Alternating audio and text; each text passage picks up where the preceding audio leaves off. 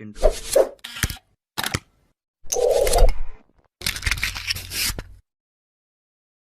السلام علیکم ورحمۃ اللہ تعالی وبرکاتہ۔ الحمد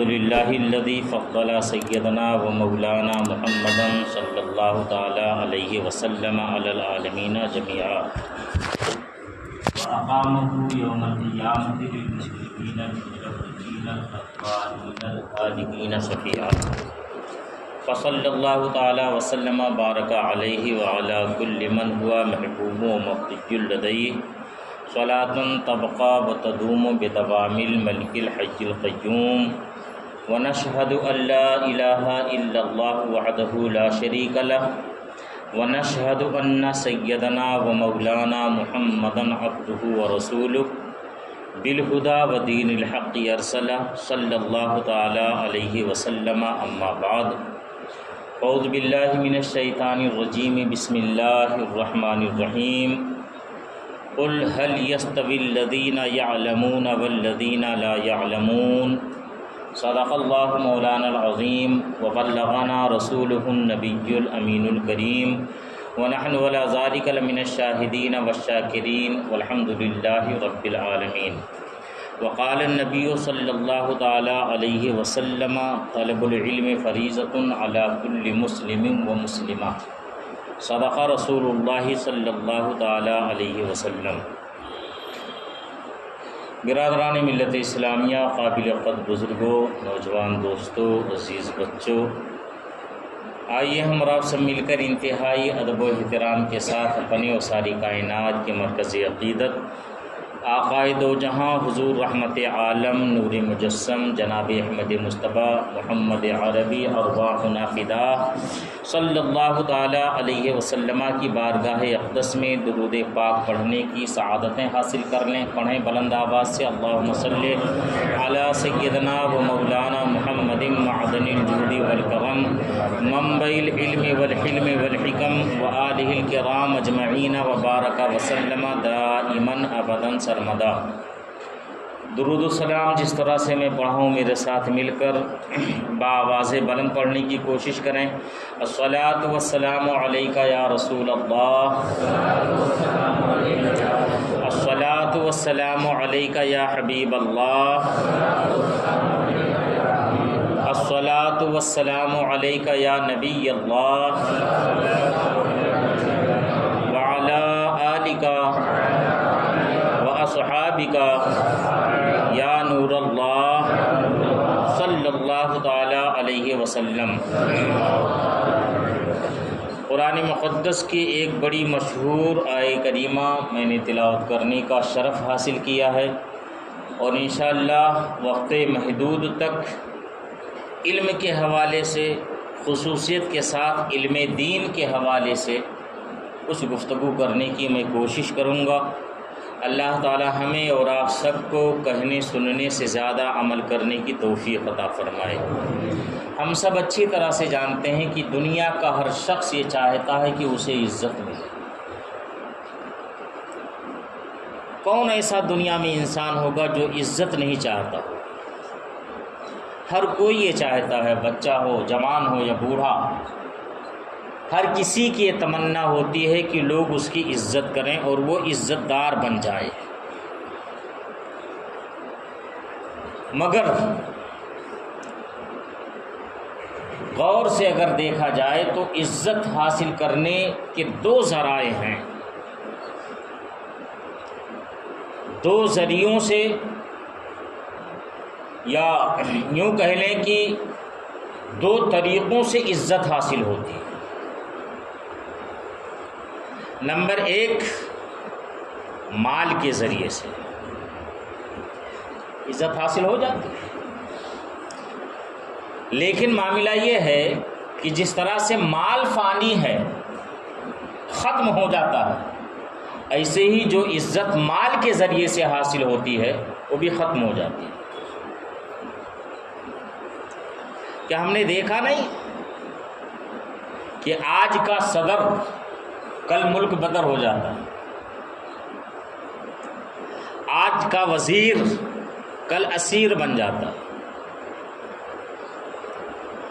اور آج کا امیر کل فقیر بن جاتا ہے۔ ہم سب دیکھتے ہیں یہ دنیاوی طور پر مال کے ذریعے سے عزت حاصل ہوتی تو ہے، مگر وہ دائمی نہیں ہوتی، عارضی عزت ہوتی۔ اب مال میں ملک بھی آ گیا، حکمرانی بھی آ گئی، بادشاہت بھی آ گئی، ملوکیت بھی آ گئی، اس لیے کہ آدمی جب بادشاہ بنتا ہے تو مالدار ہو ہی جاتا ہے، اس میں کوئی شک نہیں ہے۔ کسی ملک کا والی جب بنتا ہے تو مال تو آ ہی جاتے ہیں اس کے پاس، مگر وہ عزت ہمیشہ باقی نہیں رہتی۔ بڑے بڑے حکمرانوں کو دیکھا گیا، ساری دنیا پر حکومت کرنے والوں کو دیکھا گیا کہ جنہوں نے حکومت کی بنیاد پر عزت حاصل کی تھی، جب تک وہ زندہ رہے اس وقت تک ان کی عزت ہوتی رہی، جب تک وہ اس دنیا کے اندر رہے اس وقت تک انہیں احترام کی نظروں سے دیکھا جاتا رہا، اور دنیا سے جانے کے بعد آج ان کا نام لینے والا بھی کوئی نظر نہیں آتا، ان کا نام لے کر کے انہیں یاد کرنے والا بھی کوئی نظر نہیں آتا۔ فراعنہ کو آپ دیکھ لیں، نماردہ کو آپ دیکھ لیں، اور اس کے علاوہ حضرت رسول اکرم صلی اللہ تعالیٰ علیہ وسلم سے پہلے جو لوگ گزرے ان کے حالات کو آپ دیکھ لیں۔ کچھ دنوں کے لیے عزت بادشاہت کی بنیاد پر، حکومت کی بنیاد پر انہیں ملی، اور اس کے بعد قار مذلت میں وہ ڈال دیے گئے، کوئی ان کا نام لینا بھی گوارا کرتا ہوا نظر نہیں آتا ہے۔ تو عزت تو ملتی ہے مال کے ذریعے سے اور حکومت کے ذریعے سے، مگر چونکہ یہ دائمی نہیں ہے، عارضی ہے، اس لیے وہ عزت بھی عارضی ہوتی ہے، وہ عزت بھی چند دنوں کی ہوتی ہے، اور اس کے بعد پھر عزت کا جنازہ نکل جاتا ہے۔ کوئی نام لینے کے لیے بھی زندہ نہیں رہتا، یا نام لینا بھی کوئی گوارا کرتا ہوا نظر نہیں آتا ہے، مگر دوسرا ذریعہ جو عزت حاصل کرنے کا ہے وہ اعمال صالحہ ہے، یعنی نیک اعمال کے ذریعے سے عزت دوسرے نمبر پر حاصل کی جاتی ہے۔ ایک تو مال کے ذریعے سے عزت حاصل کی جاتی ہے، مگر وہ عزت دائمی نہیں ہوتی ہے، اور دوسرے عزت اعمال کی بنیاد پر حاصل کی جاتی ہے۔ اعمال حسنہ یعنی نیک اعمال کی بنیاد پر، اعمال صالحہ کی بنیاد پر عزت حاصل کی جاتی ہے، اور یہ اعمال صالحہ یہ کوئی عارضی نہیں ہے، بلکہ باقیات الصالحات میں اس کا شمار ہوتا ہے۔ یہ ہمیشہ باقی رہنے والی شے ہوتی ہے، یہ ہمیشہ زندہ رہنے والی شے ہوتی ہے۔ اس لیے اعمال صالحہ کی بنیاد پر جو عزت حاصل ہوتی ہے وہ دنیا میں بھی عزت دار بن جاتا ہے اور آخرت میں بھی عزت دار بن جایا کرتا ہے۔ مگر اعمال صالحہ کا خوگر انسان کیسے بنے گا؟ اعمال صالحہ کی عادت کیسے بنے گی؟ اعمال صالحہ کے اندر اعمال صالحہ کا شوق دل کے اندر کیسے پیدا ہوگا؟ اعمال صالحہ کے بارے میں معلومات کیسے حاصل ہوگی؟ تو اس کے لیے علم حاصل کرنا پڑے گا، اس کے لیے معلومات حاصل کرنی پڑے گی، اس کے لیے تعلیم لینی پڑے گی، اور اس کے بعد پھر اعمال صالحہ کے بارے میں مکمل طور پر معلومات حاصل ہو سکتی ہے۔ یاد رکھیں، بغیر علم کے جو عمل کیا جاتا ہے اس کا کوئی بھروسہ نہیں رہتا۔ شیطان کب اس پر اپنا جال ڈال کر کے اعمال کو خراب کر سکتا ہے، مگر جو علم کی بنیاد پر عمل کیا جاتا ہے وہ ہمیشہ کے لیے باقی رہتا ہے۔ اس لیے کہ شیطان اس پر ڈاکہ نہیں ڈال سکتا ہے، شیطان اس پر شبخون نہیں مار سکتا ہے، شیطان اس عمل کے اندر تکبر نہیں پیدا کر سکتا ہے، ریاکاری نہیں پیدا کر سکتا ہے، اور کوئی دوسرا جذبہ دل کے اندر نہیں پیدا کر سکتا ہے۔ اس لیے عمل جب ضروری ہے تو عمل کے ساتھ ساتھ علم بھی ضروری ہے۔ آپ نے سنا ہوگا وہ ایک عالم صاحب کا واقعہ میں نے کسی موقع پر بیان کیا تھا، اور خود رسول اکرم صلی اللہ تعالی علیہ وسلم نے ارشاد فرمایا تھا، ایک عالم شیطان پر 1000 عالم سے بڑھ کر ہے، یعنی 1000 عابد مل کر کے ایک شیطان کو نہیں پچھاڑ سکتے، مگر ایک عالم 1000 شیطان کو پچھاڑ سکتا ہے، اس کو شکست دے سکتا ہے۔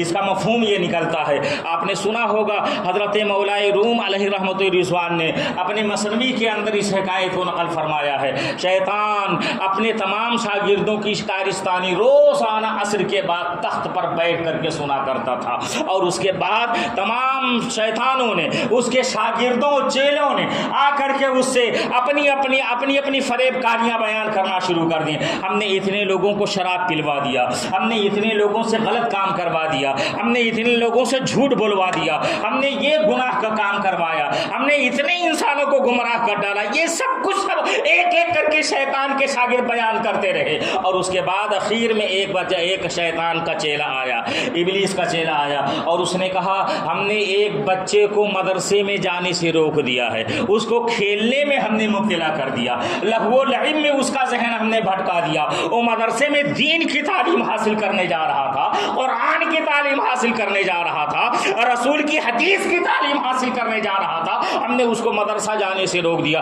اتنا سننا تھا کہ ابلیس تخت پر اچھلنے لگتا ہے، اس کو اپنے پاس بلا کر گلے سے لگا انتا انتا انتا انتا نعرہ، ہاں ہاں تو ہی ہے بہتر، تو شاباش شاباش شاباش شاباش کے نعرے لگانے لگتا ہے۔ اور جو دوسرے شاگرد تھے ان کے دلوں میں جلن پیدا ہو جاتی ہے، معاملہ کیا ہے؟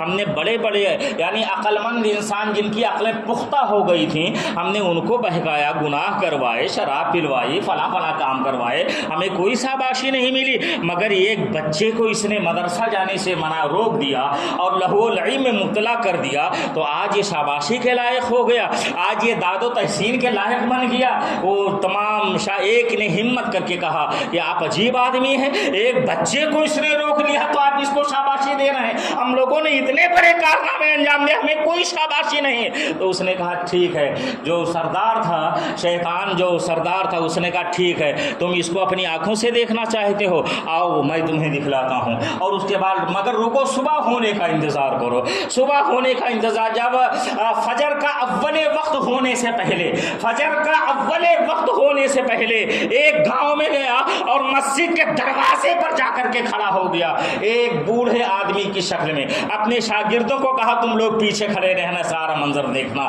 عابد صاحب اپنے گھر سے وضو کر کے تہجد کی نماز ادا کرنے اور پھر اس کے بعد فجر کی نماز ادا کرنے کی غرض سے مسجد میں آ رہے تھے، دروازے پر ہی آ کر کھڑا تھا پہلے سے، اور جیسے ہی وہ پہنچے اس نے بڑے ادب کے ساتھ السلام علیکم ورحمۃ اللہ وبرکاتہ۔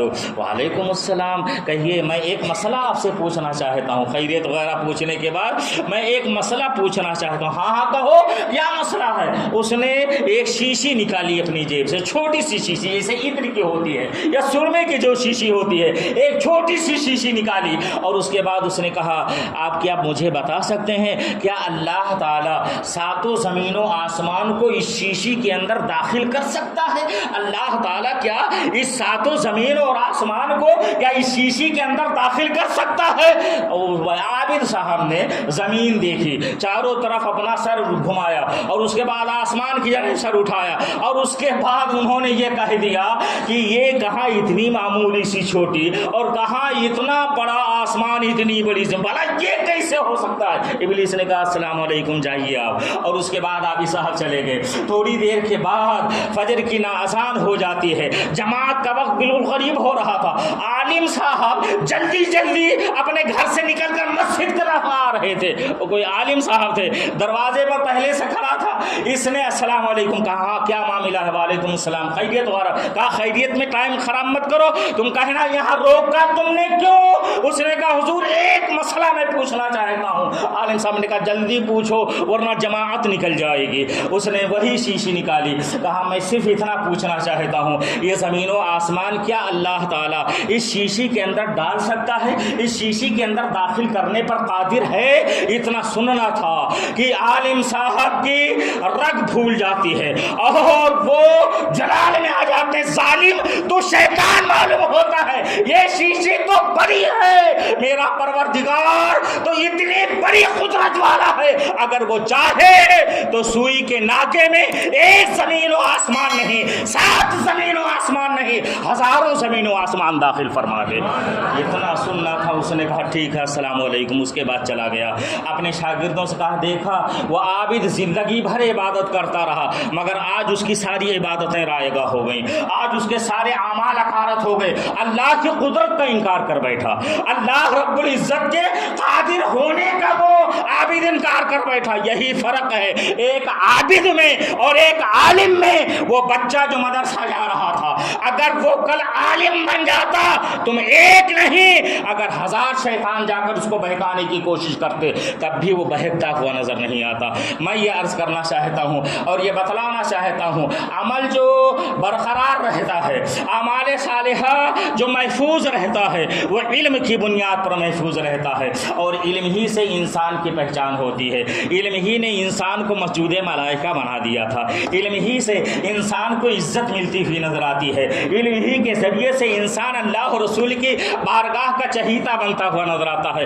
آپ تاریخ انسانی اٹھا کر کے دیکھ لیں، حضرت سیدنا آدم علیہ الصلوۃ والتسلیم سے لے کر کے ہمارے نبی حضور رحمت عالم صلی اللہ تعالی علیہ وسلم تک، کیا کوئی نبی ایسا گزرا ہے جو بغیر علم کے رہا ہو؟ کیا کوئی ایسا پیغمبر گزرا ہے جو بغیر علم کے رہا ہو؟ قطعی طور پر نہیں۔ اللہ علم عطا فرماتا ہے اپنے نبیوں کو، اسی لیے حضور رحمت عالم صلی اللہ تعالی علیہ وسلم نے ارشاد فرمایا کہ ہم انبیاء یہ مال نہیں چھوڑتے ہیں، ورثے میں ہم مال نہیں چھوڑتے ہیں، ہم علم چھوڑتے ہیں۔ اس لیے علماء کے حوالے سے حضور رحمت عالم صلی اللہ تعالی علیہ وسلم نے ارشاد فرمایا تھا العلماء ورثۃ الانبیاء، یہ علماء یہ انبیاء کے وارث ہوا کرتے ہیں۔ کیوں؟ اس لیے کہ دین کا علم ان کے پاس ہوا کرتا ہے، دین کی سمجھ ان کے پاس ہوتی ہے، شریعت کا مسئلہ یہ جانتے ہیں۔ اور اگر علماء کی بات آپ چھوڑ دیں، علم دین کی بات آپ لیں، تو کم از کم کم سے کم ہمارے معاشرے کے ہر فرد کو اتنا علم دین سیکھنا ضروری ہے جس سے وہ اپنے فرائض و واجبات کو ادا کر سکے۔ کیا کہتے ہیں آپ؟ ہے کہ نہیں ہے؟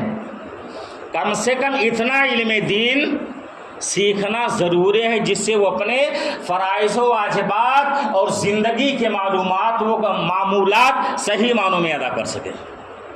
کم سے کم اتنا علم تو ہونا چاہیے، یہ فرض ہے۔ ایسا بھی نہیں سیکھا سیکھا نہیں سیکھا نہیں سیکھا، حاصل کیا تو کیا، نہیں تو کوئی بات نہیں، نہیں یہ ضروری ہے۔ اگرچہ بڑھاپے کی منزل تک کوئی پہنچ جائے، ادھیڑ ہو جائے، جوان ہو جائے، تب بھی اگر نہیں جانتا تو جانے، وہ سیکھے۔ اگر اردو پڑھنا نہیں جانتا تو خود سے سیکھے، ہندی کی کتابیں آج تو دستیاب ہیں، اس کے ذریعے سے شریعت کے مسائل معلوم کرے۔ اگر شرم لگتی ہے مدرسے میں جانے کے لیے، اگر آر محسوس ہوتی ہے تو تنہا لے کر گھر میں پڑھ لے اور یاد کرے اسے۔ طہارت کے مسائل، غسل وضو کے مسائل، نماز کے مسائل، شادی ہو گئی تو ازدواجی زندگی کے مسائل، مالدار ہے تو زکوٰۃ کے مسائل، اور مالدار ہے تو حج کے مسائل، اگر حج فرض ہو گیا تو یہ تو جاننا ضروری ہے نا، جو فرائض و واجبات ہیں۔ حقوق اللہ کے بارے میں، ضروری حقوق اللہ اور حقوق العباد کے بارے میں اتنا علم تو ہر ایک کو ہونا چاہیے، ہر شخص کو ہونا چاہیے۔ آج ہمارا حال یہ کہ ہمیں ابتدائی علم بھی نہیں ہوتا، ابتدائی تعلیم بھی ہمارے اندر نہیں، ہمیں یہ بھی نہیں پتا ہے کہ میت کو غسل کیسے دیا جائے۔ صحیح کہہ رہا ہوں یا غلط؟ کب ہم سیکھیں گے؟ قبر کی منزل آ جائے گی، اس کے بعد اگر ہمارے گھر میں خدا نخواستہ اگر میت ہو جائے تو ہم غسال کو تلاش کرتے ہیں، غسل دینے والے کو کوئی کسی کو بلا کر لاؤ، اسے غسل دے۔ جبکہ بہتر یہ ہے کہ گھر کے جو افراد ہیں وہ غسل دیں، بہتر افضل یہی ہے، گھر کے جو لوگ ہیں وہ غسل دیں، مگر پتہ نہیں۔ اور اس سے آگے بڑھیں، تھوڑا سا آگے بڑھ جائیں آپ، نماز جنازہ کی بات آئے تو امام صاحب کو بلا کر لاؤ، ورنہ جنازہ نہیں ہوگا، نماز نہیں ہوگی۔ نائب صاحب کو بلا کر لاؤ ورنہ جنازے کی نماز نہیں ہوگی۔ کیوں بھائی؟ آپ کیوں؟ چاہیے تو یہ تھا کہ بیٹا نماز جنازہ پڑھاتا۔ جنازے کی نماز ہے کیا؟ آپ اس پر غور کیا کبھی آپ نے؟ یہ دعا ہے۔ اب جب ہم نیت کرتے ہیں، پوری نیت، تفصیل والی نیت جب ہم کرتے ہیں تو اس کو ہم اپنی زبان سے کہتے بھی ہیں۔ نیت کہ میں نے نماز جنازہ کی 4 تکبیروں کے ساتھ، اور ثنا واسطے اللہ تعالیٰ کے، درود واسطے اللہ کے رسول صلی اللہ تعالیٰ علیہ وسلم کے، دعا واسطے اس میت کے، پیچھے اس امام کے، منہ میں رکھا بشیر طرف اللہ ہو گئے، یہ کہتے ہیں نا، دعا واسطے کس کے؟ میت کے۔ تو جنازے کی نماز ہے کیا؟ دعا ہے۔ اصل جو ہم شروع میں ثنا پڑھتے ہیں، پہلی تکبیر تحریمہ کے بعد جب ہم ثنا پڑھتے ہیں، وہ جل ثناء کا اس میں بڑھا دیتے ہیں، اس کے بعد دوسری تکبیر، اور پھر ہم درود ابراہیمی پڑھتے ہیں جو نماز میں ہم پڑھتے ہیں، اس کے بعد تیسری تکبیر کے بعد وہ جو دعا پڑھی جاتی وہی اصل ہے۔ اللہم اغفر لحینا ومیتنا وشاہدنا وغائبنا وصغیرنا وکبیرنا وذکرنا وانثانا اللہم من احییتہ منا فاحیہ علی الاسلام ومن توفیتہ منا فتوفہ علی الایمان۔ یہی پڑھتے ہیں نا؟ ہمیں سے بہت سارے یہ بھی ہوں مجھے جنہیں یاد نہیں ہے۔ اور اس کے بعد تکبیر کہیں گے، چوتھی تکبیر، آخری تکبیر ہوگی، اور تکبیر کہنے کے ساتھ ساتھ ہاتھ کھول کر کے سلام پھیر دیں۔ طریقہ یہی ہے۔ تو بہتر تو یہ ہوتا کہ بیٹا آگے بڑھتا۔ کیوں؟ جانتے ہیں اس کی وجہ کیا ہے؟ باپ کا جنازہ سامنے ہو اور بیٹے کی دل پر کیا گزرتی ہے، یہ کہنے کی ضرورت نہیں ہے، سب لوگ جانتے ہیں۔ گھر میں کسی کا انتقال ہو، گھر والا جو محسوس کرے گا، جو درد ایک بیٹا محسوس کرتا ہوا نظر آئے گا، جو تکلیف ایک بیٹا محسوس کرتا ہوا نظر آئے گا، اور کوئی وہ درد نہیں محسوس کرے گا۔ اب وہ کھڑا ہے آگے اور مصلی پر کھڑے ہو کر کے اپنے باپ کی مغفرت کی دعا کر رہا ہے، تو وہ دعا دل سے نکلتی ہوئی نظر آتی ہے، اور جو بات دل سے نکلتی ہے اثر رکھتی ہے، پر نہیں طاقت پرواز مگر رکھتی ہے۔ یہ دل سے دعا نکلتی ہے۔ اسی لیے مگر یہ ابتدائی علم بھی ہمیں نہیں ہے، یہ تعلیم بھی ہمیں نہیں ہے۔ اتنا علم تو ہمیں ہونا چاہیے تھا نا کہ غسل کے بارے میں، چاہے اپنا غسل ہو یا میت کا ہو، کم سے کم اتنا تو ہمیں ضرور ہونا، ہمیں علم ہونا چاہیے تھا۔ علم دین بہت ضروری ہے آج کے موجودہ دور میں، آج کے موجودہ زمانے میں بہت ضروری ہے۔ اگر تھوڑا سا بھی 24 گھنٹے میں سے آپ 12 گھنٹہ کام کرتے ہیں، کوئی بات نہیں، آپ کریں، کوئی منع نہیں کرتا ہوا نظر آتا۔ آپ رزق حاصل کریں، آپ حلال روزی کمائیں، زیادہ سے زیادہ کمائیں، اور اعمال صالحہ کی نیت سے کمائیں تو اس پر ثواب بھی ملتا ہوا نظر آئے گا۔ اور اس کے ساتھ ساتھ 12 گھنٹہ اگر آپ ڈیوٹی کرتے ہیں اور رزق حاصل کرنے کے لیے وہ دو کرتے ہی نظر آتے ہیں، مگر جو 12 گھنٹہ آپ کا بچا ہے اس میں سے آدھا گھنٹہ تو ہم نکال سکتے ہیں نا۔ آدھا گھنٹے کے لیے ہم تمام چیزوں سے فرصت تو لے سکتے ہیں نا۔ ایک چھوٹی سی کتاب اپنے پاس لے آئیں، ہندی میں علماء اہل سنت کی لکھی ہوئی کوئی کتاب لے آئیں، انمار شریعت لے آئیں، یا اچھی نماز لے آئیں، قانون شریعت لیں، ہندی میں یہ ساری کتابیں دستیاب ہیں، آپ اس کو لے آئیں اور روزانہ ایک صفحہ، زیادہ نہیں ایک صفحہ پڑھیں، اور غور سے پڑھ کر کے اس کو اپنے ذہن کے اندر بٹھانے کی کوشش کریں۔ چند دن میں آپ دیکھیں گے، 1-2 مہینے میں انشاءاللہ تعالیٰ آپ دیکھیں گے، آپ روز کا اگر معمول بنا لیں گے تو 1-2 مہینے میں آپ دیکھیں گے اور محسوس کریں گے کہ آپ کو زندگی گزارنے کے اور نماز وغیرہ کے ابتدائی مسائل ازبر ہو جائیں گے اور یاد ہو جائیں گے۔ یہ ضروری ہے، بہت ضروری، اس لیے کہ یہی علم ہے جو ہمیں دیندار بنائے گا، یہی علم ہے جو ہمارے اندر تقویٰ کی لہر پیدا کرتا ہوا نظر آئے گا، یہی علم ہے جس کے ذریعے سے اللہ رب العزت کا قرب حاصل ہوتا ہے، یہی علم دین ہے جس کے ذریعے سے رسول کائنات صلی اللہ تعالیٰ علیہ وسلم کی رضا حاصل ہوتی ہوئی نظر آتی ہے، یہی علم ہے جس کو حضور رحمت عالم صلی اللہ تعالیٰ علیہ وسلم نے ہر مسلمان عورت اور مرد پر فرض قرار دیا ہے، اور ارشاد فرمایا طلب العلم فریضۃ علی کل مسلم و مسلمہ، علم دین کا حاصل کرنا، علم دین طلب کرنا ہر مسلمان مرد و عورت پر فرض ہے۔ ایک موقع پر رحمت عالم صلی اللہ تعالی علیہ وسلم نے ارشاد فرمایا کہ من خرج فی طلب علم فهو فی سبیل اللہ حتی یرجع۔ آقا علیہ السلام ارشاد فرماتے ہیں جو علم دین حاصل کرنے کے لیے نکلا وہ اللہ کی راہ میں نکلا، جب تک کہ وہ پلٹ کر کے واپس نہ آ جائے، جب تک کہ وہ لوٹ کر کے واپس نہ آ جائے۔ یہی وجہ ہے علم دین حاصل کرنے کے لیے جو طالب علم اپنے گھر سے باہر نکلتا ہے، مدرسے میں جاتا ہے، صعوبتیں برداشت کرتا ہے، وہ اللہ اور اللہ کے رسول کا مہمان ہوتا ہے۔ اگر اس حالت میں اس کا انتقال ہو جائے تو شہادت کا درجہ اسے دیا جائے گا، اس کا شمار شہیدوں کے زمرے میں ہوگا، شہیدوں کی جماعت میں اس کا شمار ہوگا۔ علم دین کوئی معمولی چیز نہیں جس کو آج ہم نے معمولی بنا رکھا ہے۔ آج ہم نے ایک زمانہ تھا، ایک دور تھا جب کہیں جانے کی ضرورت نہیں پڑتی تھی، ہر اسکول میں، ہمارے اسکول میں باقاعدہ دینیات کا ایک سبجیکٹ ہوا کرتا تھا، دینیات کا ایک مضمون ہوا کرتا تھا جہاں دینیات پڑھایا جاتا تھا۔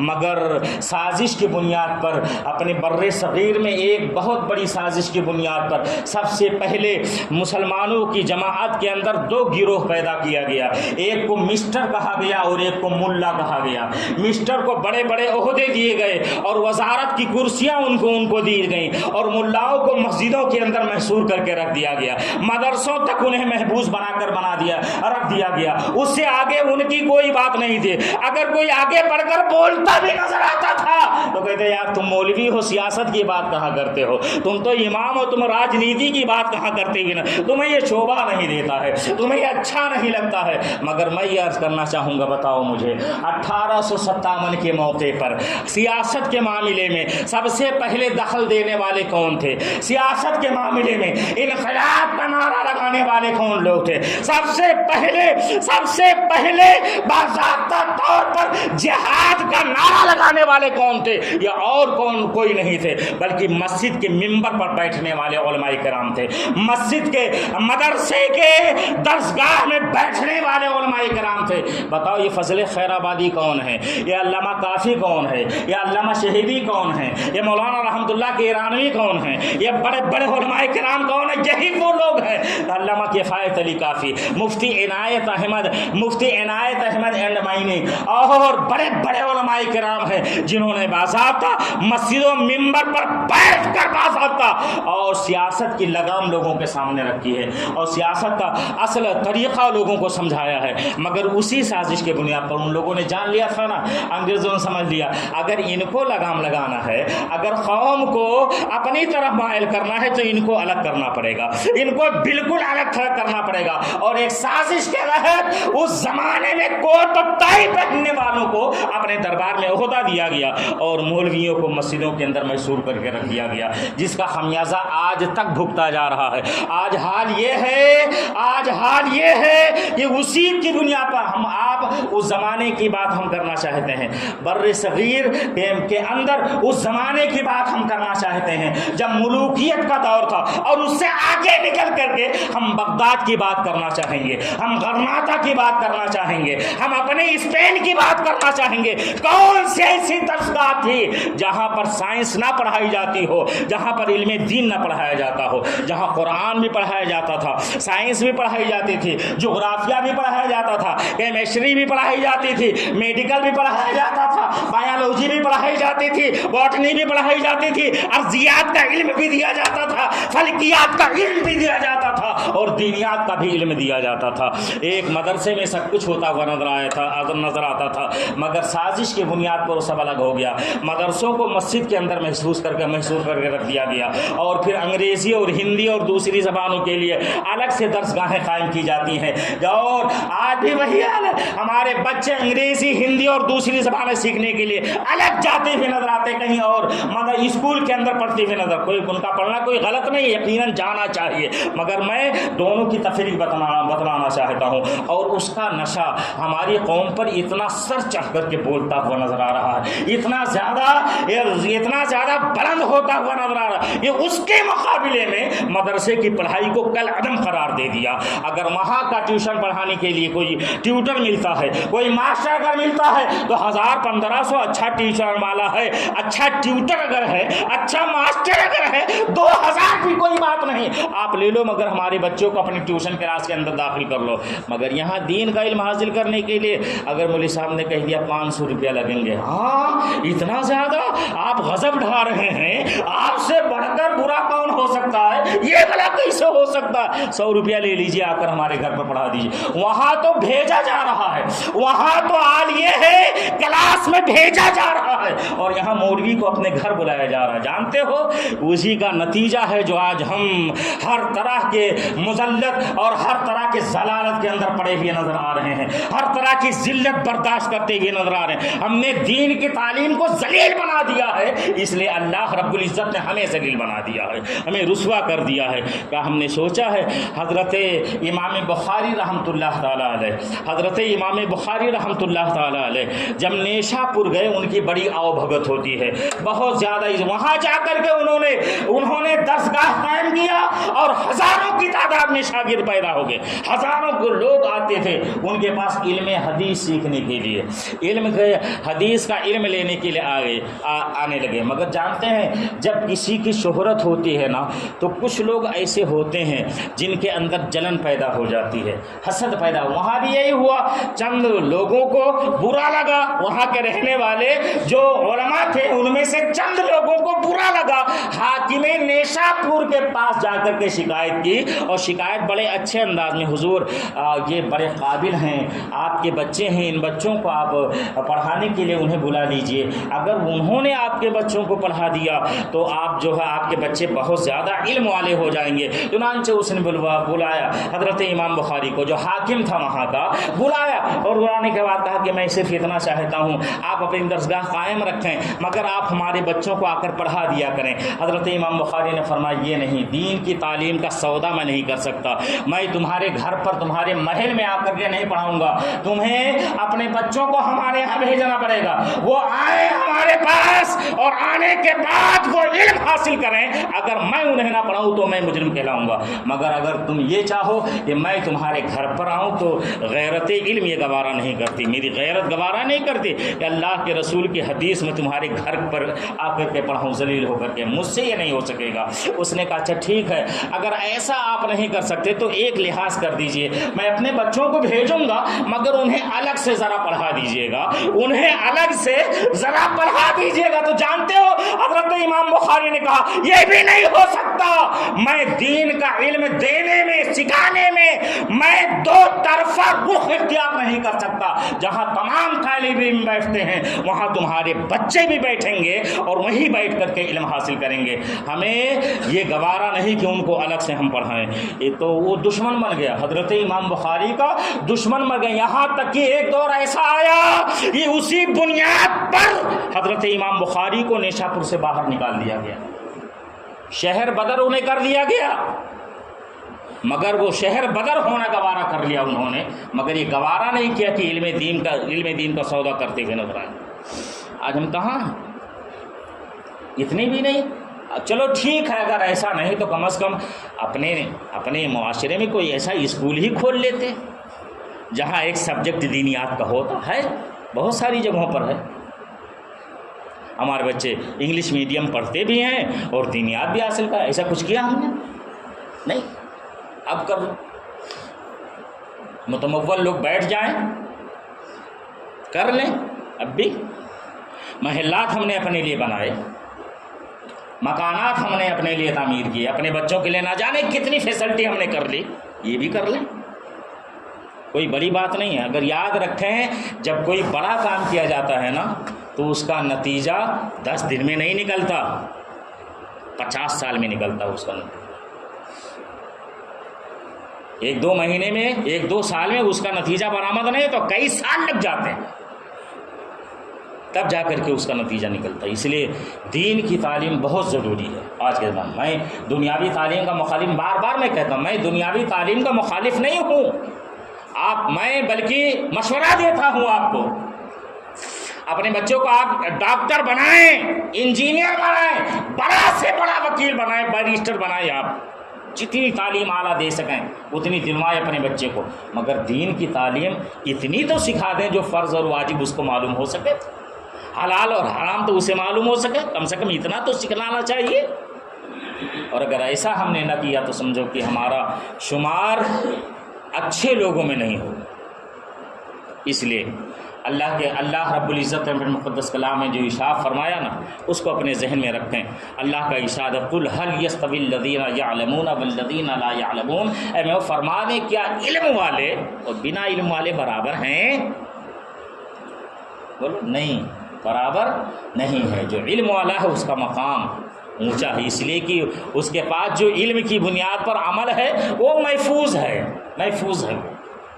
وہ عزت عارضی عزت نہیں ہے، وہ دائمی عزت ہے جو یہاں بھی ہے اور وہاں بھی ہے۔ اس لیے علم دین بہت ضروری ہے۔ ہم اپنے آپ کو سنوارنے کی کوشش کریں، اپنے معاشرے کو سنوارنے کی کوشش کریں، خود کو سنواریں، معاشرہ خود بخود سنور جائے گا انشاءاللہ تعالی۔ اللہ تعالی ہمیں اور آپ سب کو کہنے سننے سے زیادہ عمل کی توفیق عطا فرمائے۔